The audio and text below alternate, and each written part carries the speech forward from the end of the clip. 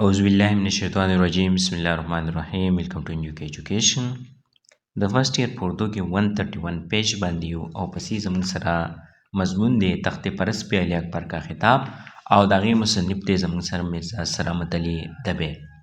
نو د حالات زندگی لولو چې د حالات زندگی هغه موږ ته څه وایي. نو د یو مشہور شعر دی کہ شیر کی آمد ہے کہ رن کانپ رہا ہے، رستم کا بدن زیر کفن کانپ رہا ہے.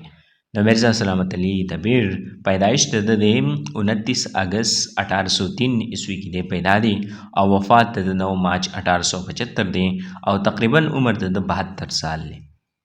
مرزا سلامت علي دبیر دلی میں پیدا ہوئے. نو حالات زندگی د دادا چې مرزا سلامت علي دبیر چې دی په دلی کې د ہندوستان دارالحکومت دلی کې دی پیدا دی.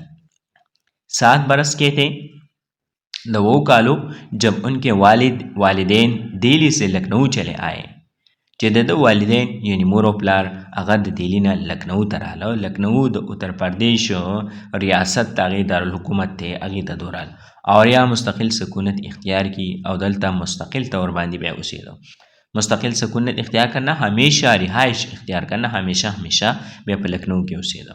مرزا دبیر نے مروجہ علوم کی تحصیل کا سلسلہ یہاں سے شروع کیا.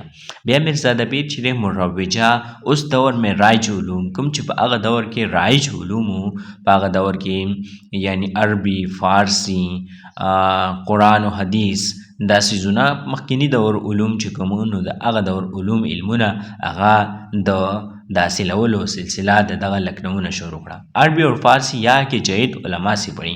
نو په هغه کې عربی او فارسی او قرآن او حدیث هغه د دغه ځای جید یعنی سب سے بهترین کوم چې اعلی او خو عالمانو نو دغه نه دو عربی او فارسی او قرآن او حدیث دی هغه دې زده کړو. فنی شاعری میں مرزا دبیر میر ضمیر کے شاگرد ہوئے او بیا د شاعری فن کې شاعری په هنر کې مرزا دبیر چې دی د میر ضمیر شاگرد شو، دی د میر ضمیر شاگرد جوړ شو. دا یو بل شاعر دی میر ضمیر. مرزا دبیر نهایت سلیم الطبع او د دین علاوه مرزا دبیر چې د ډیر زیات سلیم الطبع صاف دل د صفا زړه خوش اخلاق یو بہترین انسان اور عالی ضرب انسان تھے. عالی ضرب انسان بڑے حوصلے والا د لوی حوصلے خاون انسان. اپنے ہماثر مرثیہ انیس سے شاعرانہ چشمک کے باوجود کبھی نازیبا جملہ منہ سے نہیں نکالا.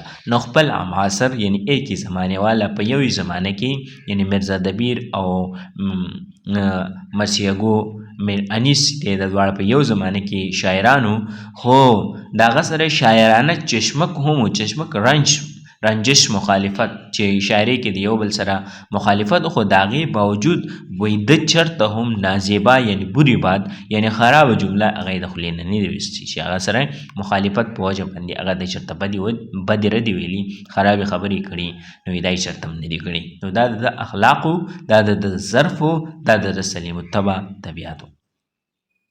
مرزا دبیر کے مرثیے اپنے گنگرج آب و تاب اور زبان و بیان کے اعتبار سے خاصے کی چیزیں.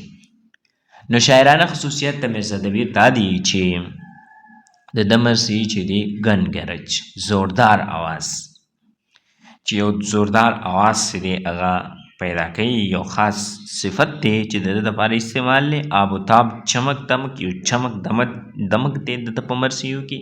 زبان بیان د زبان و بیان په اعتبار سره خاصی کی چیزیں خاصے یعنی خاص کی جمع دا د خاص جمع یو خاص چیز دی.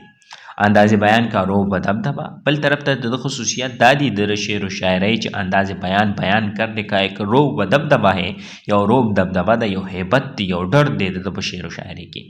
لکھنوی اثرات بل دی په لکھنؤ کې پاتې شوی دی. لکھنؤ مجلسونو کې پاتې شوی دی. لکھنوی اثرات دی.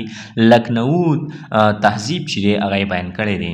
منظر نگاری منظر کو بیان کرنا مختلف مناظر چې دی په شعر و شاعری کې بیان کړي دي لکه مثلا پہاڑ کا منظر، خزاں کا منظر، بہار کا منظر. دا مختلف قسم منظر نگاری دا.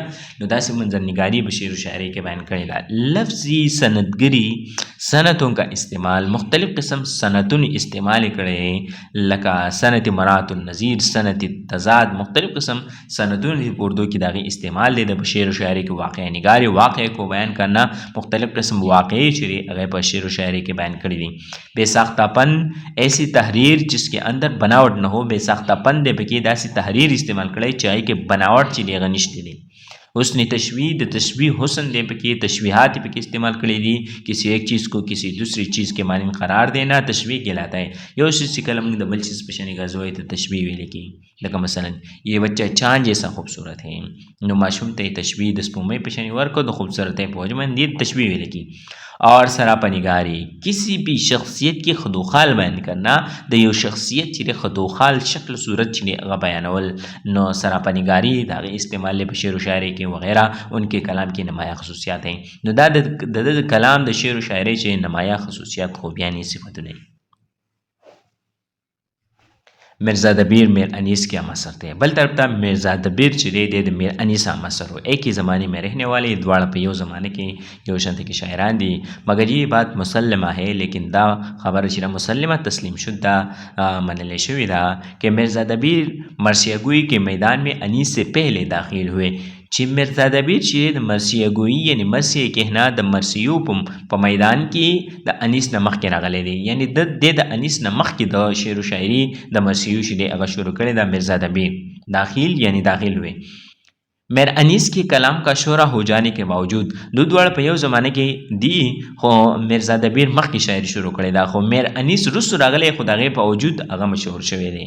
کلام کا شہرہ ہو جانے کے باوجود چې هغه کلام شعر و شاعری شہرہ یعنی شہرت چرچا چې هغه مشهور شوی دی، هغې باوجود ان کے کمالات کا ہمیشہ اعتراف کیا جاتا رہا. لیکن بل طرف ته د مرزا دبیر د کمالات او د هنر د شعر و شاعری ہمیشہ هغه خلکو چې هغه منله د شعر و شاعری قبلوله، داسې نه چې صرف میر انیس مشهور او د شعر و شاعری خلکو رد کړي او د شعر و شاعری مخیدا. مجموعه کلام میراثی دبیر د مجموعه کلام د کتاب دی.